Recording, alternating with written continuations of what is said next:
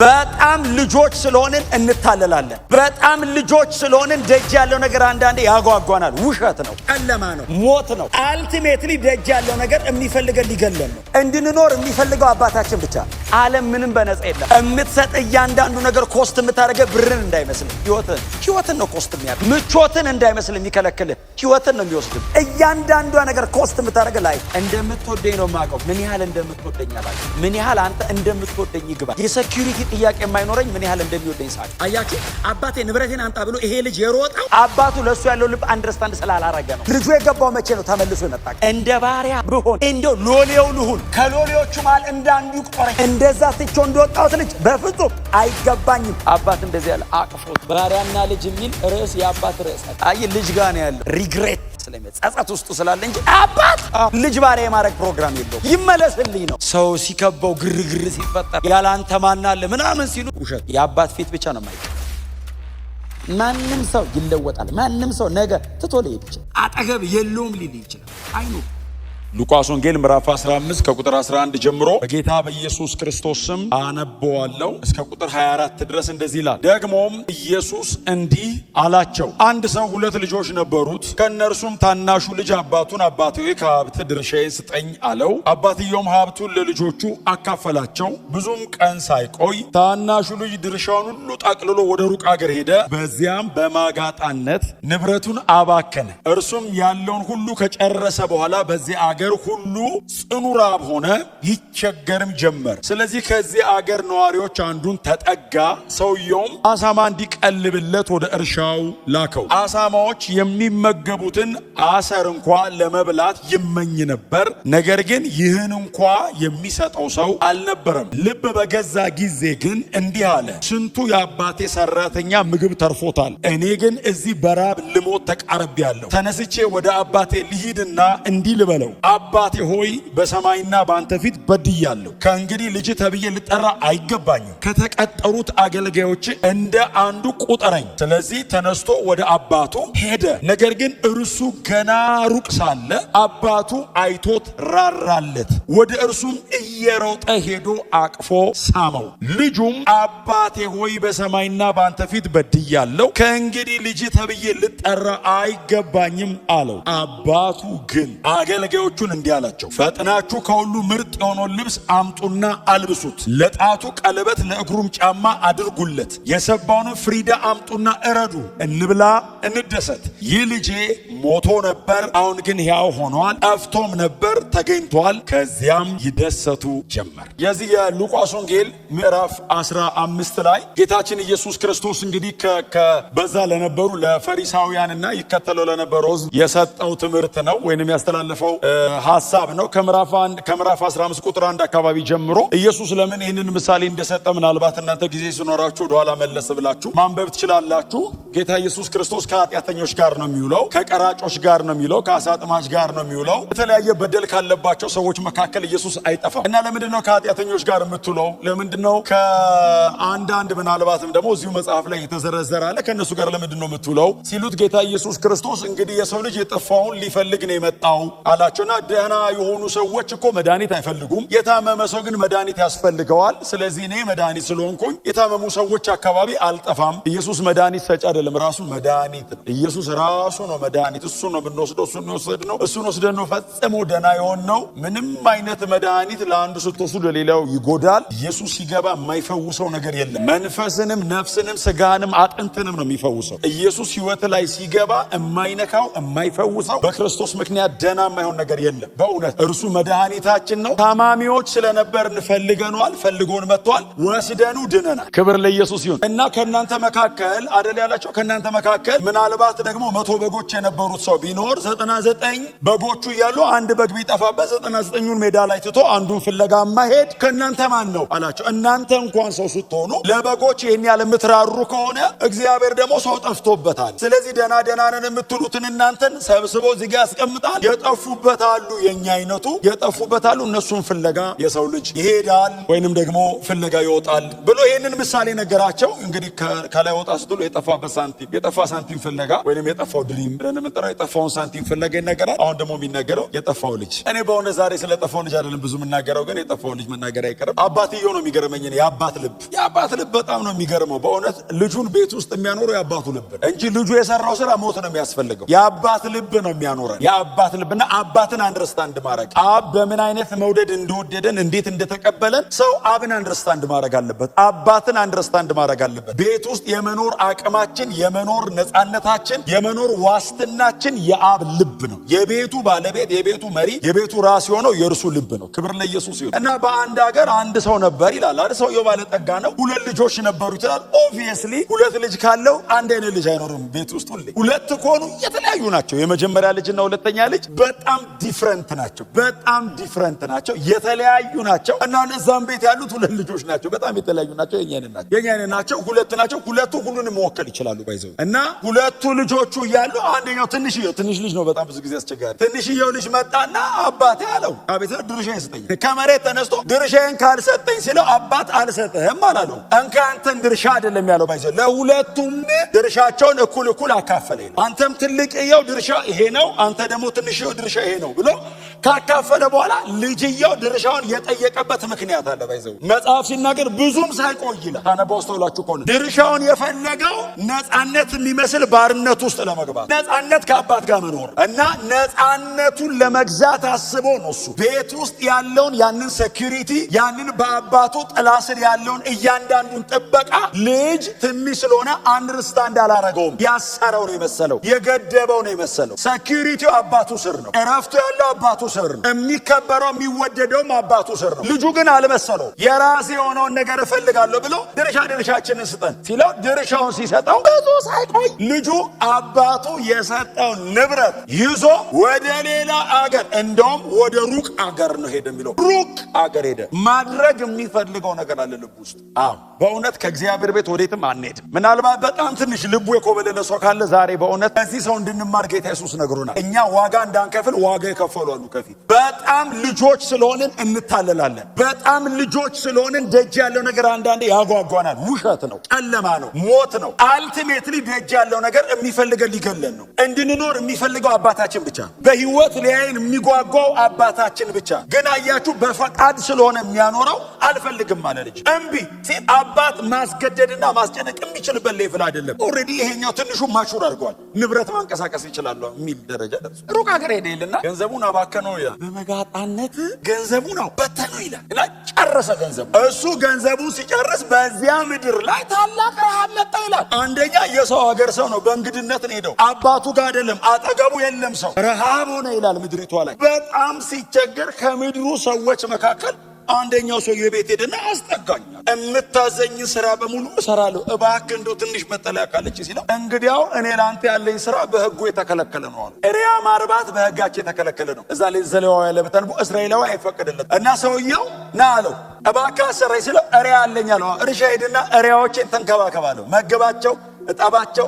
እሪያ ስታጠባስበዋል። እሪያ ጭቃ ውስጥ ነው የሚኖረው። ባይዘው የሚውለው እንዳይመስልህ ደስታው ጭቃ ነው። አየህ ደጅ እንዳትሄድ የማይጸዳ ነገር ነው መጣጣ። እሪያ ሜዳ እሪያ አይወድም፣ ንጹህ ነገር እንደዚህ የሚያምር ነገር አይወድም። እሪያ ወለጭ አድርገህ አጥበው መታጠቡን መንጻቱን የማይወድ ኳሊቲ ላይፍ የማይወድ ቫሊዩ የማያረግ እንቁን በእሪያ መሃል የሚጥል እኮ ነው ያለው ኢየሱስ። እዚህ ላቸው እሪያ እንቁ ባይዘው ቀይ እንቁ ስታረግለት ቫሊዩ የሚያደርገው ጭቃ ነው። ደጅ ያለው እንደሱ ነው፣ እንዳሞክሩት ነው እኮ ኢየሱስ። እስቲ አሜን። ከዛ ልጅየው ሄደ እሪያ የእሪያ አሰር ይላል አይደል? እሪያ የሚበላውን ማለት እኮ ነው። እሪያ የሚበላውን እያበላ የመራቡ ልክ አማረው። እሪያው የሚበላውን መብላት አምሮት ግን ማን ይስጠው ይላል። አንተ እሪያ እያበላ እዛ እንኳን እንዳይበላ ሲያበላ ተቆጣጣሪ ያለው አጠገቡ ቆሞ እንዳይጎርስ። ዓለም ምንም በነፃ የላትም። የምትሰጥ እያንዳንዱ ነገር ኮስት የምታደርገው ብርን እንዳይመስልህ ህይወትን ነው ኮስት የሚያደርግ። ምቾትን እንዳይመስልህ የሚከለክልህ ህይወትን ነው የሚወስድም። እያንዳንዱ ነገር ኮስት የምታደርገው ላይፍ እና ጌታ ኢየሱስ እንደሱ ምሳሌ እኮ እየሰጠ እኮ ነው። ከዛ ልጁ ወደ ልቡ ተመለሰ የሚል ቃል አለ። በጣም እግዚአብሔር የንስሐ ልብ ሁሌ ነው የሚሰጠው። ወደ ልቡ ተመለሰ። አባት አለኝ አይደል እንዴ? ታዲያ ምንድን ነው አባቴ ቤት ይሄዳል አለና እንደ ልጅ መሆን አልችልም። ለምን? የልጅነት መብቱን ያጣ መሰለው አይደል? የልጅ ንብረት የልጅ የሀፍ ወስዷል። አሁን እሱ መመለስ ቢፈልግ አባትየው ና ተመለስ ቢለው ወንድምየው ራሱ ትንሽ የኔን ደግሞ እንደገና ሀፍ ይዞ ይሄዳል ብሎ እግዚአብሔር ባለጠጋ ነው። ብር ወስደህበት አይጎልበትም። የሰጠህ ይበልጣል። ህይወት ሰጥቷል እግዚአብሔር። ገንዘብ ሰጥቶ በፍጹም የማይተካ ነገር ኦሬዲ ሰጥቷል እግዚአብሔር። ጥላውን የሚፈልገው ባለጠጋና ደሃ ለማድረግ አይደለም፣ ህይወት ሰጥ። አየኔና እግዚአብሔር ቁርኝት ህይወት ነው፣ ትርፍ አይደለም። እግዚአብሔር ያዋጣኛል አያዋጣኝም እያለ አይኖርም ከኔ ጋር። ምንም ነገር ሲያደርግልኝ ልጄ ነው ብሎ ነው የሚያደርግልኝ። ምንም ነገር ሲያደርግልኝ አባቴ ነው፣ አባቴ ነው። እግዚአብሔር አሰሬ አይደለም። ምንም ነገር እግዚአብሔር ቢያደርግልህ ለአንተ ሲል ነው። ቢከለክልህ ቢሰጥ ትሞታለህ ማለት ነው። ከሰጠ ደግሞ ቢከለክልህ ታስቸግረዋለህ ማለት። እንደ አኳኋናችን ነው የሚይዘን። አንዳንድ ልጅ ቤት ውስጥ በጣም ስማርት ነው፣ በተለይ ትንሽ ልጅ። ትልልቆቹ ብዙ ጊዜ ስትሬት ፎርዋርድ ነው። ደስ ካላላቸው ደስ አላላቸው።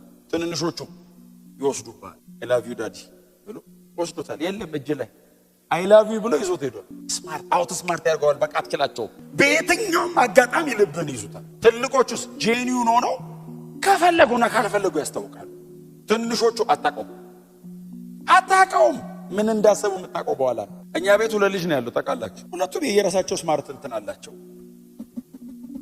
የተለያዩ ናቸው። በተለያየ እኔ አሁን አፕሮች አረጋቸው ባይዘው እኔ አሁን አፕሮች አረጋቸው። አንዱን እንደ ልጅ አንዱን እንደ ጎረቤት ልጅ አይደለም አፕሮች ማለት። ምንም አይነት የተለያየ ባህሪ ኑራቸው መልካቸው የለ ምንም ይሆነው ሁለቱም እንደ ልጅ ነው አፕሮች። እግዚአብሔር በዚህ መንገድ ነው አፕሮች የሚያደርገን። ትሪት የሚያደርገን እግዚአብሔር እኔ በምሰጠው አይደለም ለኔ ባለው። እስቲ አሜን በሏ። ነገ እንደፈለገ ሊሆን ይችላል ጆይ ተነስቶ እኔ ጆይን ትሪት ማረጋው በሚያመጣው አይደለም እኔ ጋር ባለው እግዚአብሔር መቼም። እኔ እንደውም ብዙ ጊዜ የምሰጠው አንድ ምሳሌ አለ ስለ እግዚአብሔር ፍቅር ስናገር። አንዴ ቆይቷል ቤት ተኝቼ ክሪስ መጥቶ ዳሪ አብሬ ልተኛ አለኝ። ና ተኛ አልኩት። ተኛ ተቀበል። ሲተኛ እንቅልፍ ይዞት እያየሁት አምኖ ነው የተኛ። ትረስት እኮ ስለሚያደርገኝ ነው። ሌላ ቦታውን እንቅልፍ ላይ ይዞ ይችላል። እኔ ጋር መጥቶ ተኛ እንቅልፍ ያዘው። ተነስቼ ተንበረከኩ። ሳየው ውስጤ ተነቃነቀ። እንደምወደው ያውቃል። ምን ያህል እንደምወደው ግን ያውቃል። አባቴ ይወዳል ብትለው በጣም እርግጠኛ ነኝ ይላል። ምን ያደርግልሃል ብትለው ምናልባት በእድሜው መጠን የሚጣፍጥ እንትን ምናምን ይገዛልኛል ይልች ነፍሴ ልሰጠው እንደምችል አያውቅም። እና ተነስቼ ተንበረከኩ። እንደምትወደኝ ነው የማውቀው። ምን ያህል እንደምትወደኝ አላውቅም። ምን ያህል አንተ እንደምትወደኝ ይግባኝ። የሴኩሪቲ ጥያቄ የማይኖረኝ ምን ያህል እንደሚወደኝ ሳቅ። አያችሁ አባቴ ንብረቴን አምጣ ብሎ ይሄ ልጅ የሮጠው አባቱ ለሱ ያለው ልብ አንደርስታንድ ስላላረገ ነው። ልጁ የገባው መቼ ነው? ተመልሶ የመጣ እንደ ባሪያ ብሆን እንደው ሎሌው ልሁን ከሎሌዎቹ መሃል እንዳንዱ ይቁጠረኝ።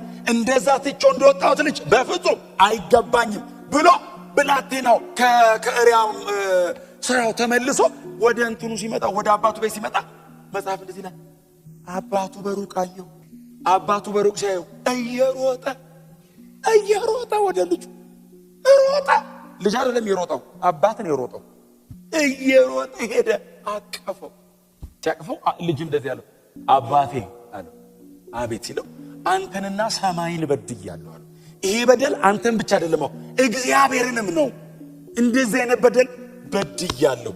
በቤት እንደ ልጅ ሳይሆን እንደ ባሪያ አርገኝ ሲለው አባት እንደዚህ ያለ አቅፎት። ባሪያና ልጅ የሚል ርዕስ የአባት ርዕስ አይደል። አይ ልጅ ጋር ነው ያለው። ሪግሬት ስለሚጸጸት ውስጡ ስላለ እንጂ አባት ልጅ ባሪያ የማድረግ ፕሮግራም የለውም። ይመለስልኝ ነው። በእውነት በምንም አጋጣሚ ከእግዚአብሔር ሸሽቼ ሮጬ አምልጫለሁ የምትሉ ሰዎች ካላችሁ፣ አርነት መስሏችሁ ወደ ደጅ ሄዳችሁ ሰዎች ካላችሁ ሞት ነው ያለው። የአባት ልብ አልተቀየረም። ዛሬም እነዚያ የፍቅር እጆቹ ተዘርግተው ኑ አምልኩኝ፣ ኑ ተጠጉኝ፣ ኑ እቅፌ ውስጥ ግቡ። እግዚአብሔር አጠገብ ስንሆን አያችሁ ያ ሙቀት፣ ያ ጠረን፣ ያ ሴኩሪቲ ሁሌ የእግዚአብሔር እጆች እንደተዘረጉ ናቸው። የጠፋውን መፈለግ እግዚአብሔር አያቆም። ያጣውን ልጅ ሁል ጊዜ ይጠራዋል። ደጅ ነው የሚያየው አባት ሁሌ ተመልሶ ልክ ልጁ ደጅ ነው ማለት ነው። አባትየው ያለው አይደል ከሩቅ አየላል። ስለዚህ አባትየው ደጅ ነው ማለት ነው። ልቡም አይኑም ደጅ ነው ያለው። ሮጦ ሄዶ አቀፈውና እንደዚህ ያላቸው ጥሩ ልብስ አምጡ። ልጁ ልብሱ ተበላሽቷል። እሪያኗ ሲመግብ የከረመው አይ ጠረኑ ተበላሽቷል። ልብሱ ተቀዳዷል። ያ ከቤት የወጣው ልጅ አይደለም። ያ አባቱ የተንከባከበው የገረጣ ነው፣ የተበለሻሸ ነው፣ የቆሸሸ ልጅ ነው። ጥሩ ልብስ አምጡልኝ አለ። አጠቡት። ልብስ አለው። ጫማ አርጉልኛል። ቀጥሎ ቀለበት አርጉለታል። ቀለበት ማለት ባይዘው በእነሱ ዘመን ማህተማቸው ያለው ቀለበት የአባቱን ንብረት እንዲያስተዳድር የተመለሰ ቀን ባለመብት ነው። ይዤ ሄጄ አባክኛለሁ አለው። ለሱማ ዋጋ ከፈል ካለው ከእሪያ ጋር ቀረበ። አገኘሁ እኮ ምን መስለህ ነው ያገኘ። ግን በተመለስክበት ቅጽበት ግን ልጅ ነው። ኢየሱስ ጌታ በመጣ ሞመንት ግን አው የኔ ልጅ ነው። ቀለበቴን አውልቀ ነው ሰጠኝ ሄድከው። ሌላ ነበር የፈለግከው። ና ይሄው እንካ ዛሬ ማዘጋጅሽን ያስቀምጥኩልህ አርቆ ቀለበቴ ነው። ከዛ እንደዚህ ይላል አይደል አባት ልጄ ሞቶ ነበር፣ የለም ሄዶብኝ ሞቷል ብዬ ነበር፣ አለ በህይወት አፍቶ ነበር ተገኘልኝ። እናመስግን፣ ድግስ እንደግስ። ፍሪዳ አረዱ ይላል እንግዲህ የሰባውን አምጥተው አረዱ፣ እየዘመሩ እያመሰገኑ እያለ ትልቅየው መጣ ይላል። ከዛ ደጅ ሲመጣ ሰማ። ምን አንዱ ሎሌ ነው ባይዘው ምንድነው ታናሽ ወንድም መጣ። የት ነው ሌላ አለ እንዴ? አንድ ነው ያለው። ያ እኩል ይዞ ሄደው አባካኙ ማን አስገባው? አባት ምን አድርጎ? ገና ከሩቅ ሲያየው አባቱ ራሱን መቆጣጠር አቅቶት እያለቀሰ ልጄ መጣልኝ ብሎ አገር ምድር እያየው እያለቀሰ ሲመጣ የለበሰው ልብስ አለ ሪያ እያረባን ይከረመው አሉ። የሪያ እንትን አለ ላይ ያለው ሽታው ሰው ያስጠጋም። እና እኛ ራሱ በሩቅ ቆመን ስናየው አባት አቀፈው። ለአባት ልጅ ነው። አይ ሎሌ በለው ምናምን በለው ማንም የፈለገውን ሊል ይችላል። ለአባት ልጅ ነው። አይ ማንም ሩቅ ቆሞ የፈለገውን ሊያረግ ይችላል፣ የፈለገውን ሊል ይችላል። እግዚአብሔር በክርስቶስ በኩል ነው የሚያይ። ልጄ ነው የሚለው። የፈለገ ኃጢአተኛ ብትሆን ቀድሼ አቆመዋለሁ፣ ወድቋል ብትል አነሳዋለሁ ነው የሚለው። አቆመዋለሁ፣ ልጄ ነው፣ ከፍዬበታለሁ፣ ስሙ ለዘላለም ብሩክ ይሁን። ከዛ መጽሐፍ እንደዚህ ይላል፣ ተበሳጨ ይላል። ግባ አልገባም። ልቅ ልጅ ነው ግን በጣም ልክ ነው። አልገባም። እንዴት እንዲያረጋል አባቴ አይደል? አባቱን ጠራውና ድርሻ እኩል ይዞ ሄዶ እንደገና እንዴት ትመልሰዋለህ?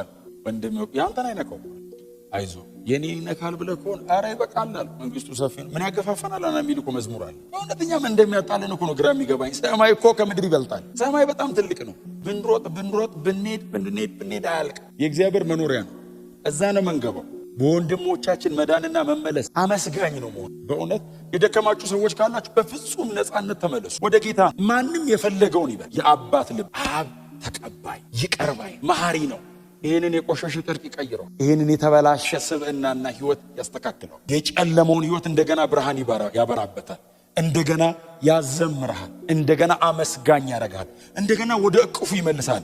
እንደገና ትተህ ወደ ሄድከው ወደዛ ቤት ይመልሳል። እንደገና ህይወት ይቀጥላል። ለዘላለም ከአባታችን ጋር እንኖር። እውነት ነው የምላችሁ፣ እኔ በጣም ነው የደነገጥኩት። ባይዘው በአቋሉ ታሪኩን ረጅም ጊዜ አንብቤዋለሁ።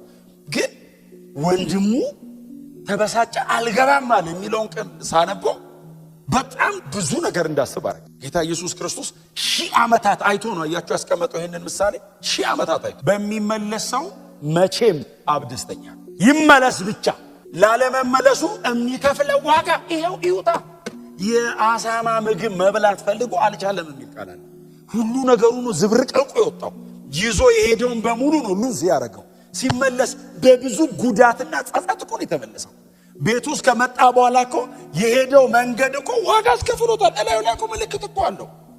አባት ግን በዛ መንገድ አይቀበለውም እንጂ ልጁ የከፈለው ዋጋ እኮ አለ። በጣም ዋጋ ከፍሏል። በጣም እግዚአብሔር ረድቶት ሳይሞት ተመለሰ እንጂ በዛ ቢቀርስ የመመለስ ልብ አይኖሮስ? በምንም አጋጣሚ ውስጥ ሆኑ ተመለሱ። ኑ ወደ ጌታ፣ ኑ ወደዚህ ጌታ።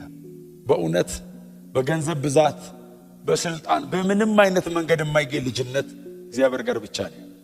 ወዳጆቼ በእውነት ሞኝ ነበር ልጇ፣ አያስተው ብዙ ብር ይዞ የሚኖር መስሎታል።